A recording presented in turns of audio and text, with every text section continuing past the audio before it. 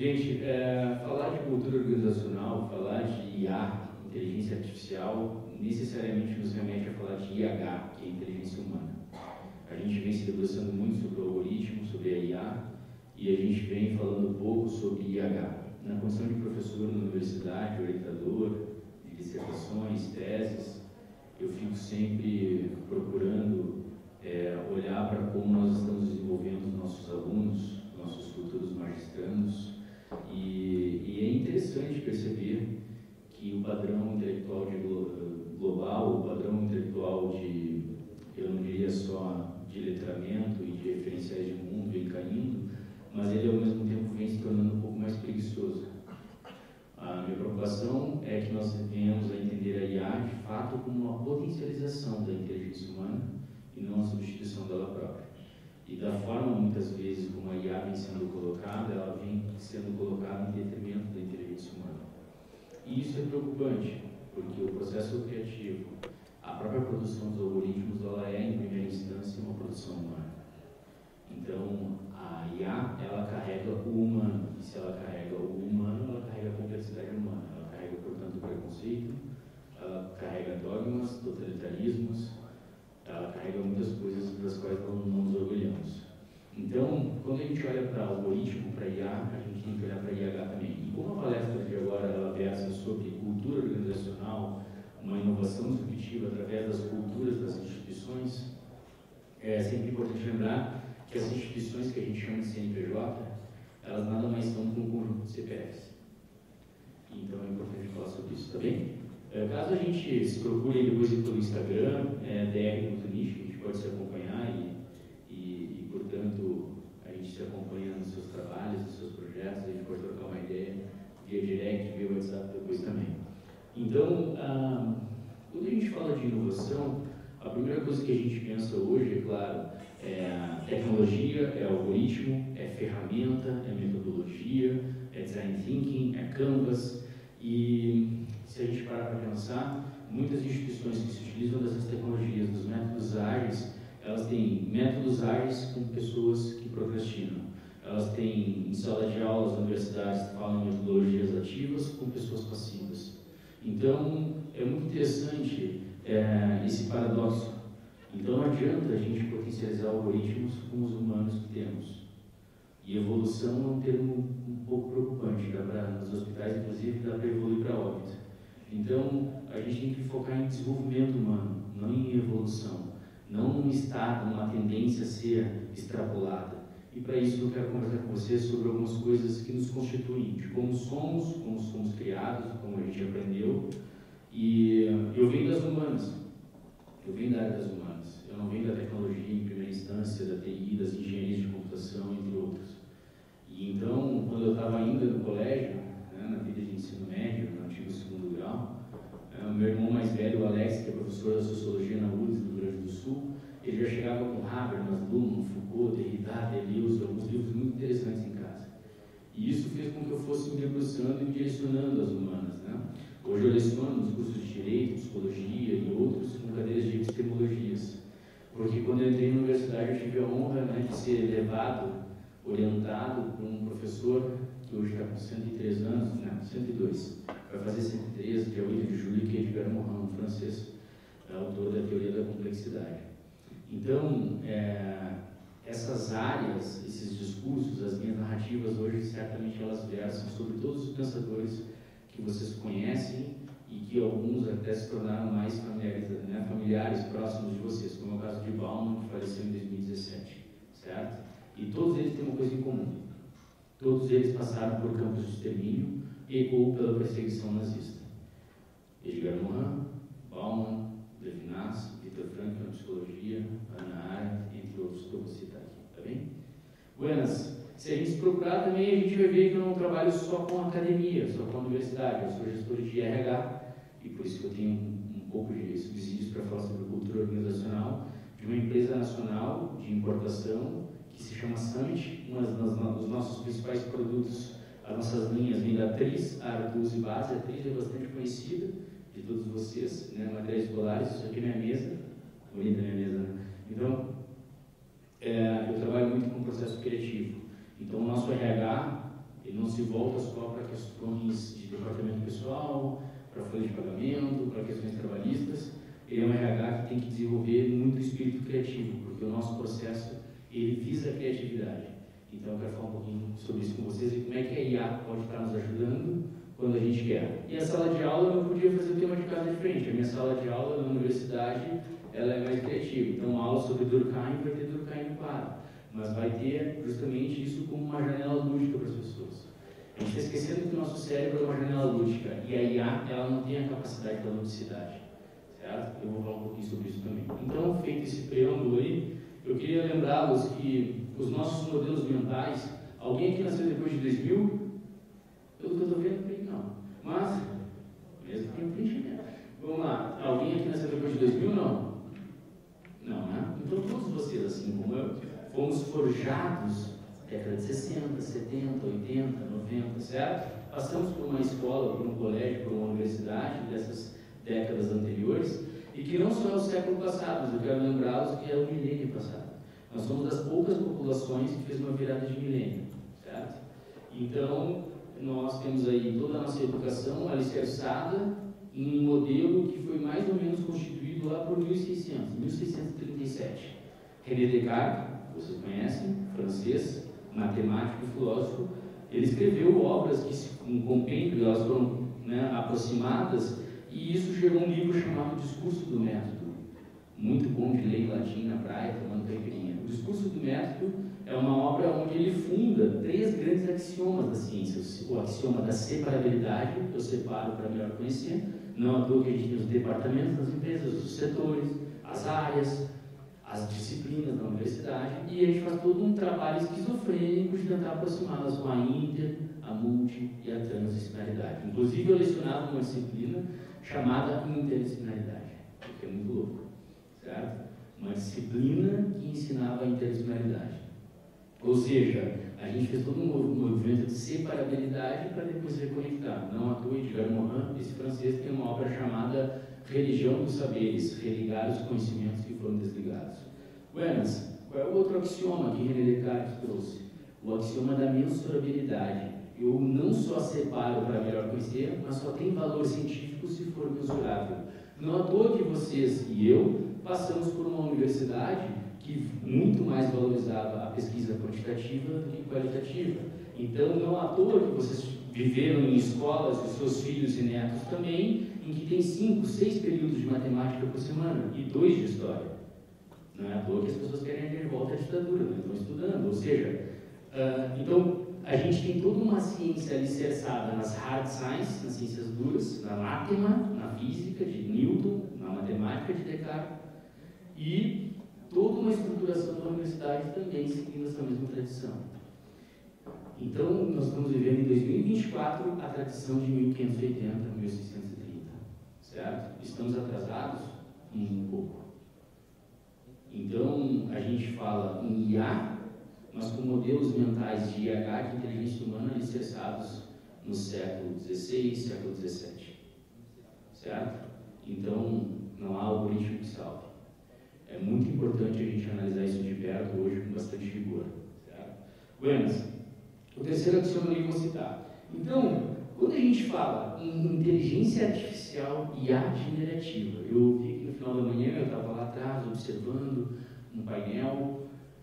A inteligência artificial generativa, ela nada mais é do que a reprodução plena do cérebro humano. Qual é a vantagem da inteligência artificial generativa no que diz respeito à data science, a machine learning, a deep learning, que é justamente a escalabilidade, a potencialidade de múltiplos processadores, clusters, atuando em alta velocidade de forma conjunta, reunindo trilhões de dados. Que dados? Dados que nós humanos produzimos e colocamos. Alguém que fez mestrado ou doutorado, levanta a mão, por favor. Beleza. Quando tu produziu a tua dissertação, a tua tese, ou ela foi lida por muitas pessoas, ou só por teu orientador, não tem problema. Mas ela foi lida por alguém. Essa dissertação, essa tese, ela foi para a web. Não foi? Não foi a CAPES, o CNPq? Não está lá a tua dissertação? Ela está disposta? Se eu digitar o teu nome no Lattes, dá para encontrar a tua dissertação, a tua tese. Certo? Então, esses dados, eles sobem para a web, para o World Wide Web, www, essa rede mundial. Beleza. Quando eu pesquiso algo, por exemplo, alguém que já usou o ChatGPT?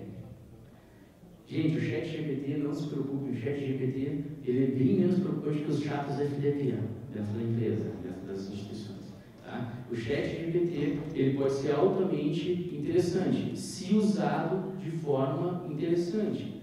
Por exemplo, se uma criança que está no ensino fundamental, como o meu filho está, ele tem 11 anos, vai fazer 12, e ele estava já produzindo um tema no colégio de estudos sobre o totalitarismo do Holocausto, 11 anos. Então ele viu um filme chamado Menino do Pijama Listrado, você já viu esse filme, certo?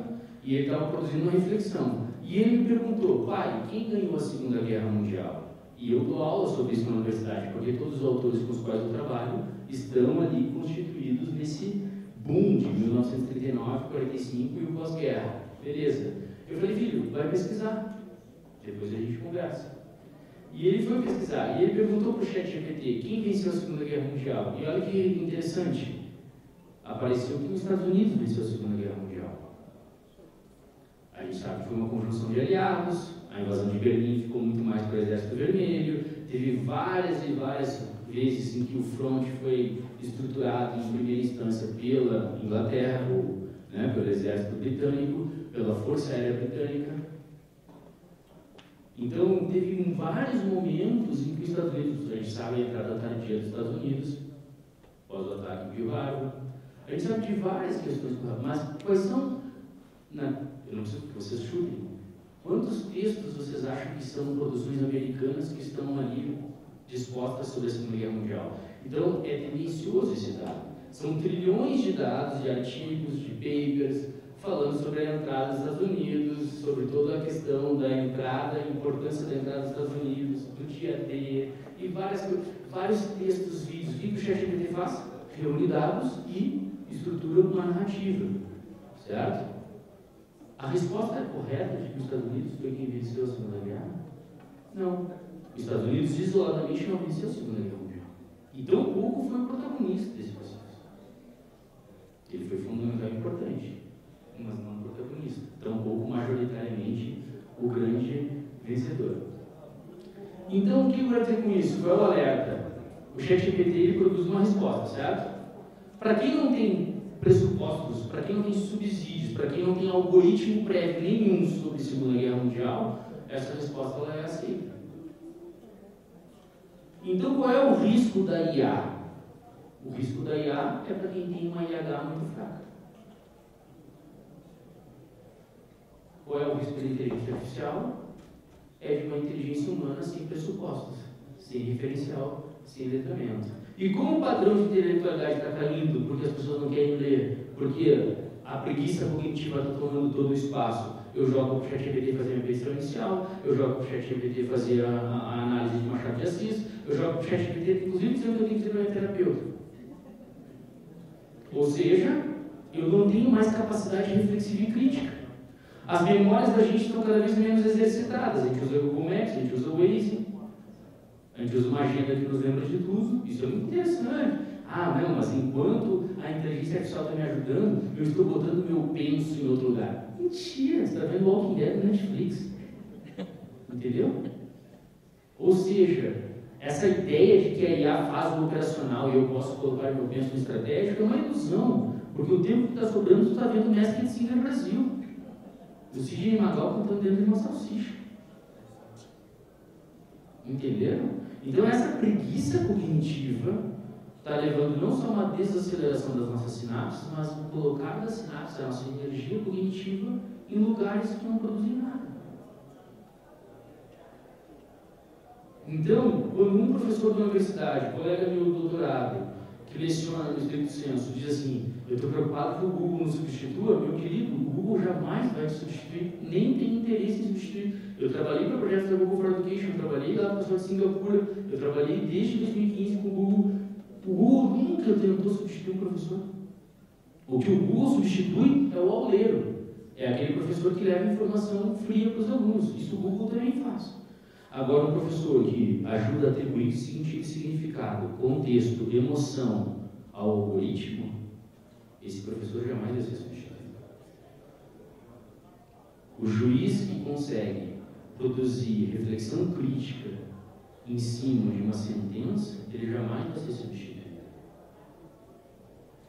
Agora, onde é que a IA pode nos ajudar? Bom, ela pode diminuir alguns gaps, ela pode tentar tornar menos tendencioso o processo de tomada de decisão. É simples, é só vocês verem os casos, as sentenças entre juízes que julgaram casos de estupro e que possuem filhas e juízes que não possuem filhas. Há diferença no julgamento.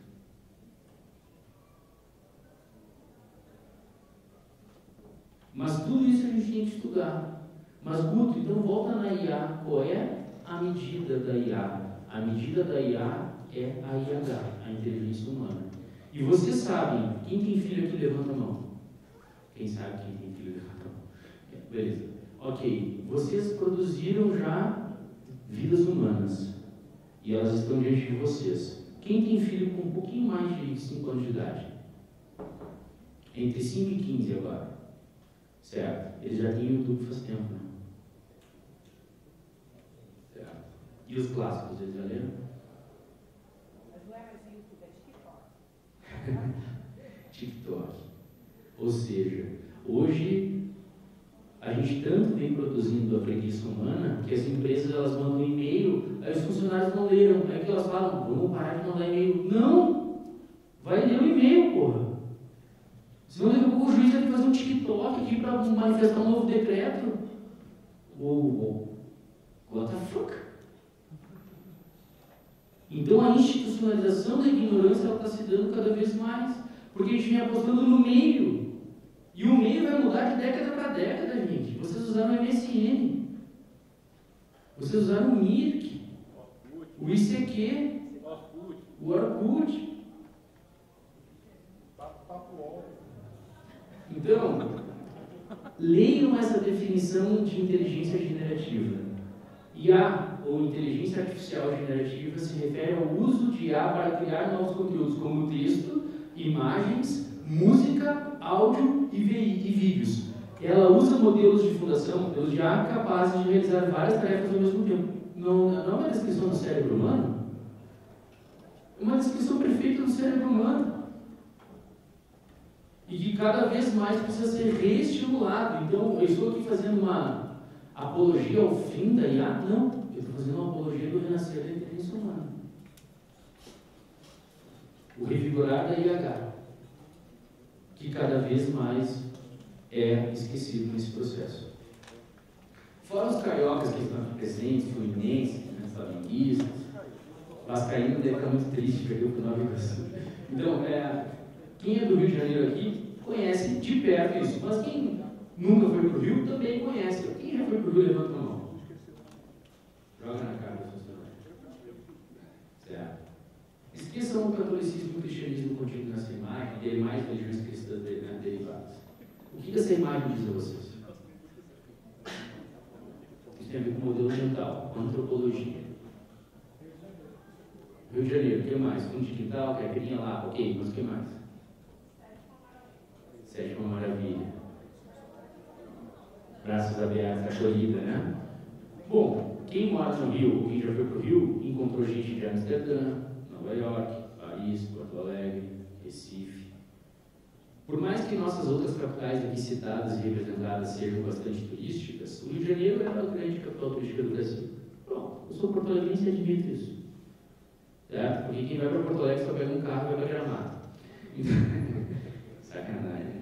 Ou seja, é uma capital que reúne pessoas. E para a inovação isso é fundamental. Isso é fundamental no judiciário também. Que é o que acontece lá? O conflito. Eu não estou falando de violência. Eu estou falando de tensionamento de culturas, tensionamento de ideias. Uma cultura organizacional ela só pode fomentar a inovação disruptiva na medida em que ela assume o conflito e o tensionamento de ideias. E não a linearização de processos e de produção de culturas lineares ou uniformes. Então, é assumir a complexidade humana dentro de uma organização, por mais tradicional e clássica que ela possa ser. Olha a diferença de descer no Rio de Janeiro e descer em Porto Alegre. Olha só, no Rio de Janeiro tem um cara de braços abertos, que foi para Porto Alegre sabe, é um pouco diferente. Tem um cara com laço na mão estudando. Ou seja, é o meu estado, é o meu orgulho do Rio Grande do Sul, mas o fato é que foi um estado, num dado momento também, assim como outros estados do Brasil separatista, que sustentou fronteiras, protegeu fronteiras, tem seus tradicionalismos, né, preservados, alguns muito interessantes, outros não. Assim como alguns outros estados do Brasil, foi o top 5 de feminicídio, violência contra a mulher, homofobia e outras formas de intolerâncias e questões correlatas à diversidade não respeitadas. Ou seja, numa cultura de fechamento, tu protege até o que não presta. Beleza? Assim como tu preserva tradições importantes, tu preserva coisas que não fazem sentido. E quando a gente fala de uma cultura organizacional disruptiva, eu não estou falando só de IA, eu estou falando de quem são as pessoas que estão conosco nessa cultura. Quem são os CPFs? São capazes do diálogo? São capazes da escuta? São capazes das questões correlatas à diversidade de gênero, orientação sexual, religiosidade e espiritualidade? Porque uma cultura organizacional disruptiva é feita por pessoas capazes do diálogo.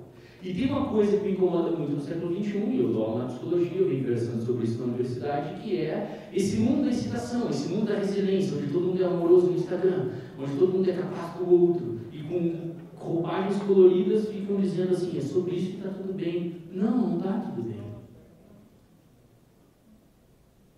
Porque as pessoas se cancelam, se bloqueiam e se excluem, não por autopreservação muitas vezes, mas porque simplesmente estão muito expostas e incapazes do outro. Porque o outro pressupõe sofrimento, o outro pressupõe desconforto, o outro pressupõe um lugar que tira o teu lugar. Então é muito mais fácil cancelar, excluir, bloquear, terminar, afastar, do que viver na presença, do que conviver, viver com. E nisso as culturas organizacionais também caem. Porque um CNPJ nada mais é do que um conjunto de CPFs. Alguém que tem boleto? Tenha. Pela tristeza de vocês, eu digo que sim. Alguém já sentiu cólica? Está falhando a bateria aqui. Alguém já sentiu cólica? Dor de cabeça? O filho tomando antibiótico e tu tendo que ir para o trabalho igual? Brigou com o marido alguma vez? Com o esposo? Com a mãe? Todo dia. Então, ou seja, a nossa potência de agir, ela oscila dentro das culturas organizacionais, porque nós somos a cultura. E nós produzimos, portanto, potências de agir diversas todos os dias. Vocês comeram agora há pouco, certo? Boa parte do sangue de vocês não está no cérebro. Está produzindo a digestão. Quem se ferra com isso? Eu. Entenderam? Então, nós somos seres biopsicossociais, biológicos, fisiológicos, também constituídos de uma psicologia, de uma psique, de um arquétipo psicológico, inscritos numa cultura que nós somos produtores, e tudo está dentro do judiciário, todos os dias. E está dentro da universidade, todos os dias, dentro das nossas casas, todos os dias. E isso, portanto, vai fazendo com que a gente tenha que olhar novamente, necessariamente, para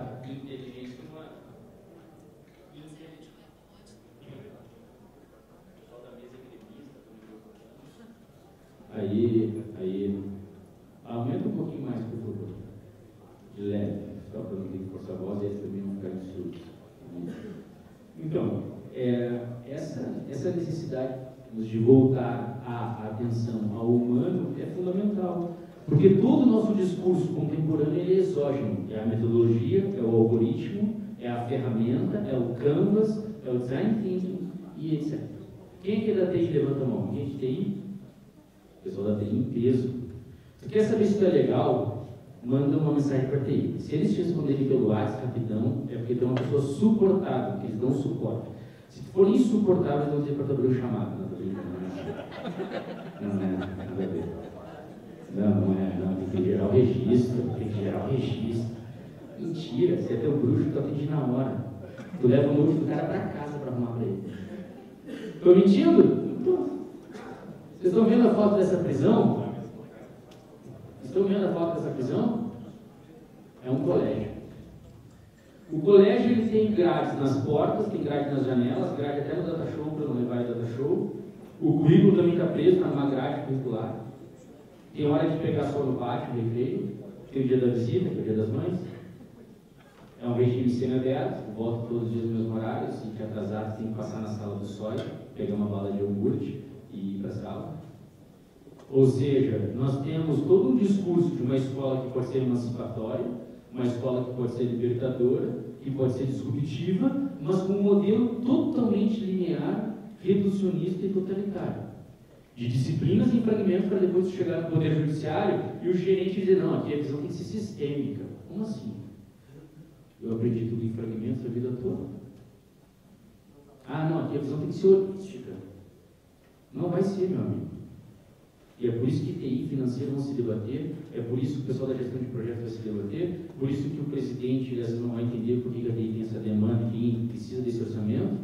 Ou seja, porque a gente foi criado em fragmentos, para nos constituirmos fragmentos. E eu queria dizer a vocês que a gente cada vez menos vê esse espaço na universidade preenchido. Agora, eu vejo o pátio cheio de alunos vendo Reels e TikTok durante o intervalo. Mas, ué, como é que eles não estão botando a inteligência artificial para fazer o operacional, para que eles tenham tempo para botar no penso? O tempo que você fica no seu Instagram diz muito sobre o seu penso. Inclusive agora, se você abrir o seu Instagram com coragem, você vai lá em configurações e olha tempo gasto. Faz isso. Olha aí, tempo gasto. Quem é mais low profile, vai ter menos tempo gasto. Não, mas no Instagram eu aprendo. Não aprende. Uma frase de Marquinhos isolado, uma frase de Machado de Assis não é Machado de Assis. Às vezes nem é Machado de Assis. Às vezes, né, coitado do Confúcio, que é mais antigo ainda, botam tudo no dele. Ou seja, as pessoas têm ficado no Brasil, tempo médio do brasileiro, de 4 a 8 horas dia no celular. Eu estou incluindo Instagram, WhatsApp e outros apps. Mas só de Instagram e WhatsApp, tranquilamente 4 horas. Vejam, vocês têm que dormir, vocês têm que tomar banho, vocês têm que almoçar e jantar. Alguns até transam hoje em dia, no século XXI. É raro. Ou seja, e desse tempo acordado, atenção à família, atenção ao filho, atenção ao noivo, à esposa, tem que dar uma maratonada no Netflix. Não dá tempo. Isso é uma mentira. Tu não fez tudo isso ontem. Tu chegou em casa e teve uma rotina. E essas rotinas, elas também são mecanicamente importantes para mostrar que a inteligência humana está sendo totalmente danificada. E eu vou mostrar isso a vocês. Então, a produção escrita.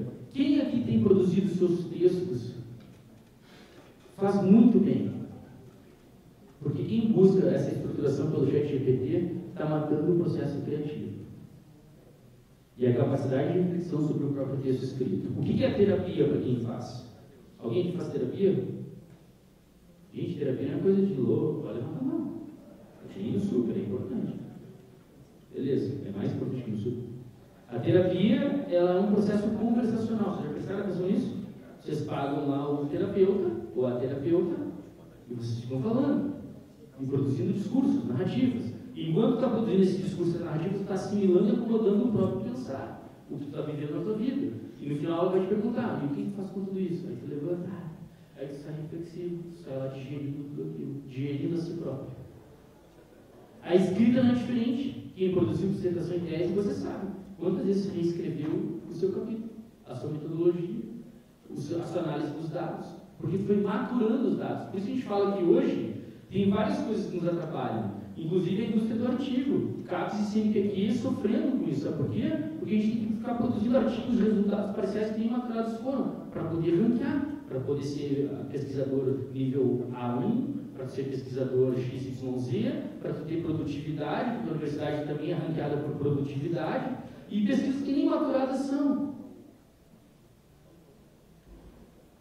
Ou seja, onde é que nós nos constituímos pessoas disruptivas e inovadoras? Na medida que somos mais maduros, porque o sujeito maduro é aquele que produz penso sobre o vivido. Não dizia Sócrates já? Sim, Sócrates já dizia, bem antes da vida de Aristóteles, na vida de Platão. Sócrates já dizia, uma vida irrefletida não vale a pena ser vivida. E como é que a gente reflete hoje? Adianta fazer isso aqui nas empresas? Porque todo mundo acha que produzir ambientes coloridos com RPM vai fazer com que as pessoas sejam mais felizes e mais pensantes. Esses ambientes são importantes. Eu mesmo fiz uma sala Google dentro da universidade, em parceria com a Google. No entanto, ela não garante absolutamente nada. Dá para dar uma aula muito ruim e muito linear e muito totalitário numa sala colorida. Ou seja, os ambientes não garantem ambiências. Eu vou repetir. Os ambientes não garantem ambiências organizacionais disruptivas. As ambiências, elas vêm das pessoas com as quais eu trabalho. Esses são os autores que eu citei, alguns deles. Colori aqui para vocês, Edgar Morin, para quem não conhece, vale a leitura. Muito mais que 50 tons. Edgar Morin, Teoria da Complexidade, tem várias obras, mais de 30 e poucas obras já traduzidas ao português. Ele está vivo ainda. Aos 100 anos ele escreveu um olhar sobre o século de vida, contando todas as suas identidades. Gaston Ponce, Edgar Morin, que é o nome que ele adota a partir da perseguição nazista. Ele conta toda a sua história, mas tem várias obras que vão fazer com que nós todos aqui possamos refletir sobre o complexo, esse conjunto de tecidos. Essa ciência que se ressignifica e precisa ser ressignificada para que nós tenhamos, de fato, uma visão mais sistêmica nas vidas das nossas famílias, das organizações, nesse organismo vivo que é o Poder Judiciário. Bom, eu não vou agora tomar muito tempo aqui de vocês sobre Edgar Morin. Com tudo isso, ainda vem o nosso querido Bauman, que também é oriundo desse ecossistema, esse universo do século XX, em que houve a perseguição, tanto que a esposa dele, Janina Bauman, ele conhece num campo de refugiados. Né? Bauman faleceu em 17, se não me engano. Eu tive a oportunidade de conhecê-lo. Numa janta em São Paulo, estavam reunidos Edgar Morin, Bauman, meu outro orientador, e um chileno chamado Humberto Maturana, autor da teoria da autopoiese, da autoprodução. Era uma janta incrível, e eu estava lá, tomando vinho com eles. E tinha um português também, que eu dei uma camisa do Inter, ele nunca usou, que se chama Boaventura Souza Santos. E ele nunca usou, mas pelo menos ele ficou com a camisa do Grêmio, né? Tu é gremista? Pode ser. Então, eu vou secar muito, sabe? Eu vou secar com todas as minhas forças. Então, os tempos são líquidos. E por que essa analogia, essa metáfora do líquido? Se eu virar uma garrafa de água sobre a minha mão, a água ela corre entre meus dedos. Ninguém consegue segurar a água. Inclusive uma infiltração na parede. Você já viu uma infiltração? Já estiver em casa, ela vai tomando rumos, caminhos, ela vai encontrando caminhos. Então, Bauman, ele fala sobre essa fluidez, que tem várias coisas positivas e outras não tanto. Essa mesma fluidez que faz com que hoje esteja cada vez mais democratizado o acesso à informação, ainda que, né, aqui a gente sabe que existe uma bolha social, nem todos têm acesso à internet e aos dados de qualidade, mas já é muito mais democratizado o acesso à informação do que na década de 80. Eu, quando tinha que fazer um tema de caso para a Revolução Francesa, eu tinha que ir até a Biblioteca Pública de Porto Alegre, em Riachuelo, próximo ao Teatro São Pedro, para encontrar numa enciclopédia, na Barça, o capítulo referente à Revolução Francesa. Hoje, uma criança, ela digita a Revolução Francesa no Google, ela vai ter artigos, vídeos, textos da Sorbonne, a um texto menos interessante sobre a Revolução Francesa. Certo? Os clássicos, vocês encontravam dentro da universidade. Quem tem orientadores ou orientadoras de mestrado e doutorado com mais idade, já se aposentando, vai o currículo Lattes deles. Provavelmente o mestrado e doutorado foi feito na Paris Diderot, foi feito em Cambridge, em Oxford, em Berkeley, nos Estados Unidos. Por quê? Porque não tinha programas de pós-graduação em estrito senso em todos os estados do Brasil e disponíveis para todas as pessoas. Então, existe um lado que a informação hoje está correndo mais solta, mais fluida. Por outro lado, existe esse paradigma da excitação, onde tudo que está fora da gente é muito mais interessante do que nós mesmos, as metodologias, as ferramentas, as tecnologias. E tudo é tão interessante, inclusive o Instagram, que eu posso ficar horas vendo rios antes de dormir e aquilo não produziu nada em mim. Eu posso bloquear quem eu quiser.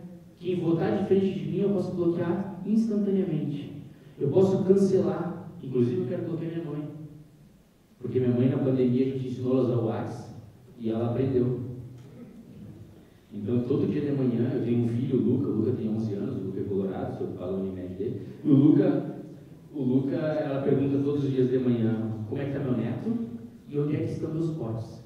Porque toda mãe que manda comida, um dia ela vai te cobrar isso. Entendeu? E a minha mãe ainda usa uma rede social que só ela e o Zuckerberg usam, que é o Face. Gente, se alguém aqui usa Face, para, ninguém está lá. Tem mais gente no Orkut ainda do que no Face. Tá bem? Então, o tempo contemporâneo é um tempo de fluidez, onde nada é feito para durar. Mas com uma roupagem de somos bem resolvidos. E por sermos altamente bem resolvidos, a gente não se incomoda com a negação do outro. E no século XXI, o fascismo tomando conta, o totalitarismo tomando conta de discursos e narrativas, não só na internet, como na presença. E aí tu quer me falar de cultura organizacional disruptiva? Com tantos problemas de gênero que a gente vive ainda dentro das empresas, organizações públicas e privadas, com tantos problemas de cor e raça, com tantos problemas correlatos à orientação sexual, à religiosidade e espiritualidade, a gente quer falar de inovação e IA generativa. É isso mesmo. Então, as redes sociais nos ajudam a mostrar umas coisas. Inclusive, essa questão da fluidez, ela teve uma situação muito interessante. Uma aluna minha da pós-graduação publicou o aniversário de namoro dela e da namorada. Achei muito bonitinho, eles estavam no pôr do sol, aí eles publicaram assim, ela botou feliz aniversário de namoro, amor. Eu falei, pô, que legal, né? 3 dias. Eu achei bacana ela comemorar no 3º dia, porque vai terminar no 5º, então eu comemoro no meio. Ou seja, é mêsversário das crianças. Gente, o que nos tornamos? É por isso que às vezes os algoritmos são mais interessantes do que nós mesmos. E como é que isso vai se esvaziando? Bom, o nosso jeito de viver é muito interessante. Olha como é que a gente vive. Eu botei uma marca nacional, assim, que é internacional, porém presente em vários estados. Para não botar Pão de Açúcar, Porto Alegre é safra. Né? Então, tem mais alguém de Porto Alegre ali, nosso colega aí? Então, vocês bem sabem que são todos colorados, né? Graças a Deus. Foi gremista também? É uma pena. Então a gente vive assim, tu vai sair daqui hoje, passa no super, depois passa em Porto Alegre, é Panvel, ou São João. Aí tu passa na farmácia, o Zafari tem uma Panvel dentro dele. Então tu sai do caixa do super e já compra um Tilenol, mesmo que tu não precise. Tu vai comprar um lenço umedecido, não tem erro. E aí você sai. Aí você sai da farmácia, vai para casa. Aí a vida em casa é muito disruptiva, né?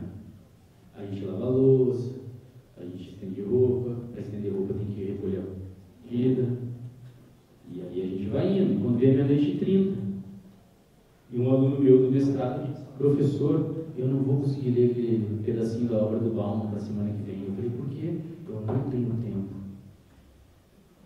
Aí eu cheguei em casa, abri a rede social da minha mãe, no Facebook, e estava lá esse meu aluno, se sentindo emocionado vendo The Voice. Vocês entenderam? O cara que quer mudar o mundo com a dissertação dele sobre Paulo Freire. Entendeu?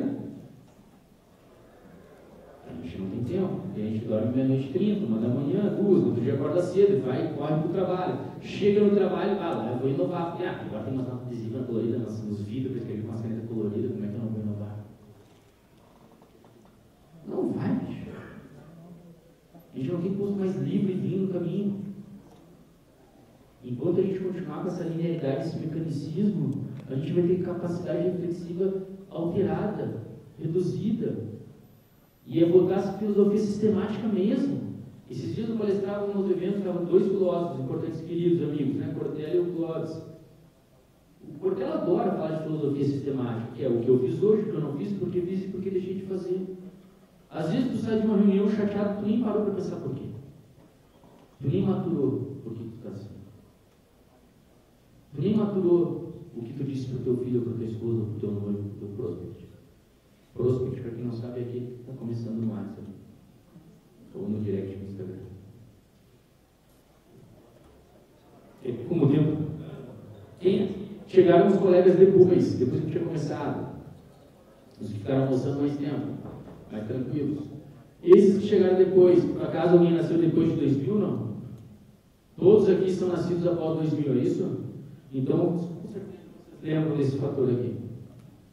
Vocês lembram dessa tecnologia? Maravilha. E dessa? Só desembargador de coisa. Década de 90, isso aqui era caro pra cacete. E mais, E mais, o que se fazia? Telefonava. Nossa, e podia telefonar para todo mundo? Não, porque ninguém tinha um desses. Então não tinha por que ter um. E ligar para um fixo era muito caro. Aqui já tem o jogo da sogra. Ou cobra, cantar. Snake. Olha o tempo passando. Lembram disso? Olha só, viu? E disso. Maravilha, isso aqui tem muita gente com essa tecnologia hoje, retrô, vintage, escutando vinil, isso é uma maravilha. CD, depois o DVD, ou CD também regravado. Quem ainda tem vai lembrar isso aqui. Vocês usaram? As primeiras cantadas em alguém, né? Antes de entrar no chat do Terra, com 12 anos de idade, para marcar um encontro. ICQ, lembram? MSN, Orkut. Tudo isso aqui era tecnologia. Elas não tinham IA como nós temos hoje, muitas delas, obviamente, não.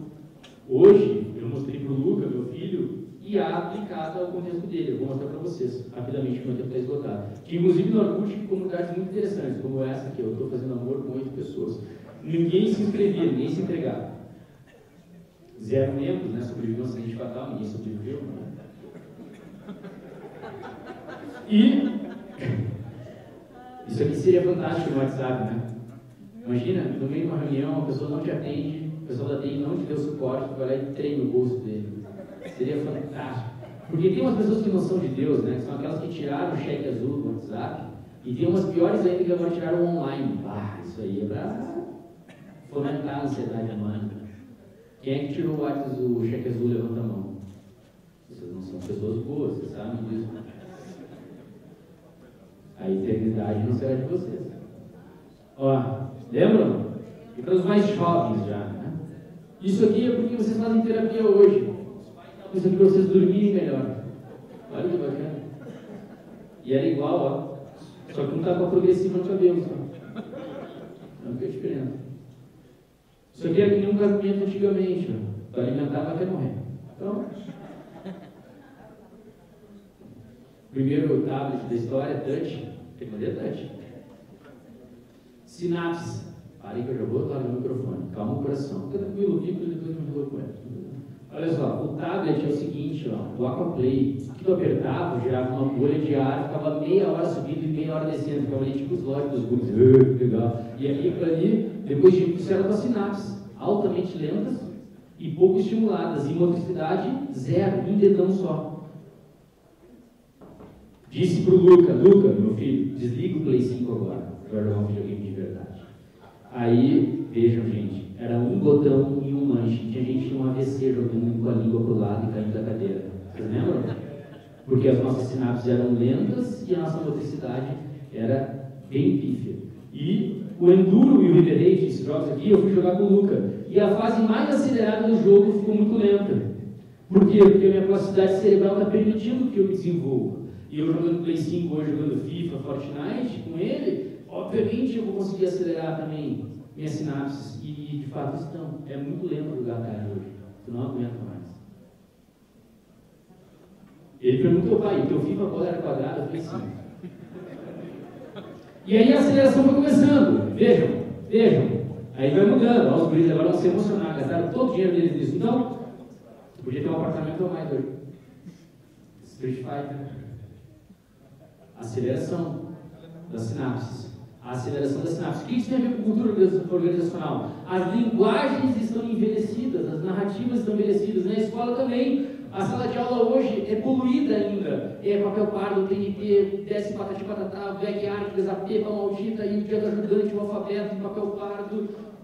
As crianças de educação infantil hoje têm uma tela clean, com UX, User Experience, amigabilidade, usabilidade, a interface do iPhone ou do Android, e as pessoas estão usando até hoje uma linguagem poluída, não conectada com as sinapses e com a cognição de hoje. E na organização, façam o penso. Pensem nos ambientes de trabalho de vocês. Isso atrapalha.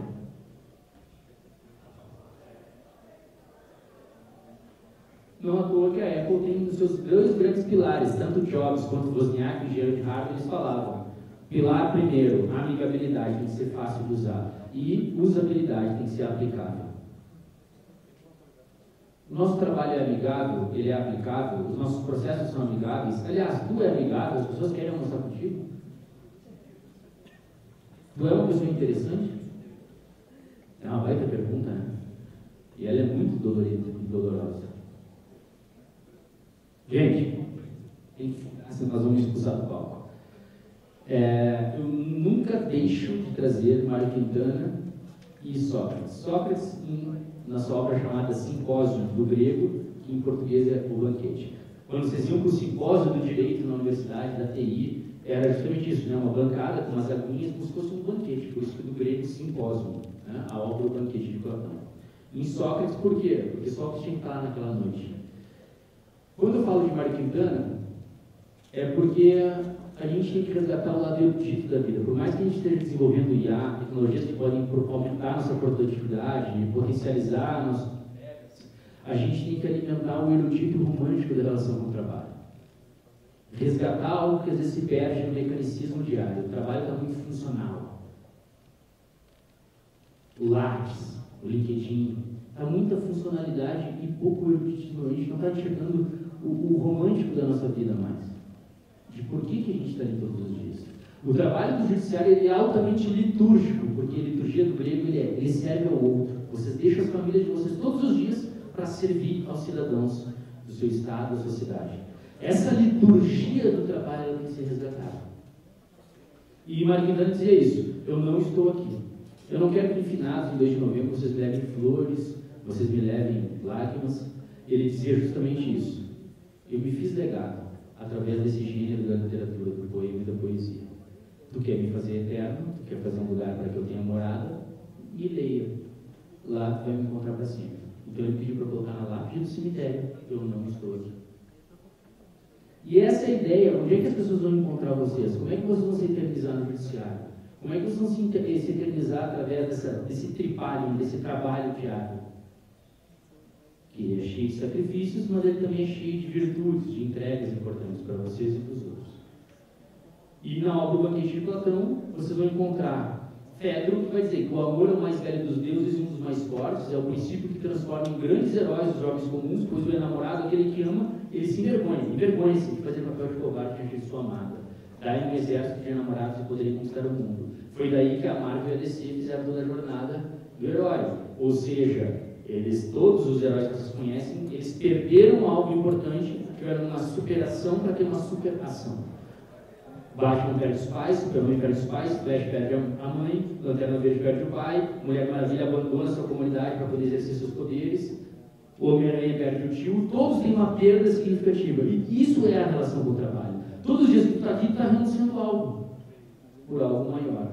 Tem pessoas que não entenderam isso ainda e acham que estão aqui por alguma razão, pelo salário, pelo reconhecimento profissional. A gente está aqui, cara, porque a gente quer uma humanidade mais humana. A gente está aqui porque a gente quer produzir algo diferente na sociedade contemporânea, através, inclusive, do poder judiciário. Então, esse resgate do erudito e da inteligência humana é o que pode tornar a inteligência artificial interessante, e não o contrário. Não é a inteligência artificial que vai nos tornar interessante, ela pode nos potencializar. Mas quem vai tornar interessante a IA é a IH, tá bem? Muito obrigado.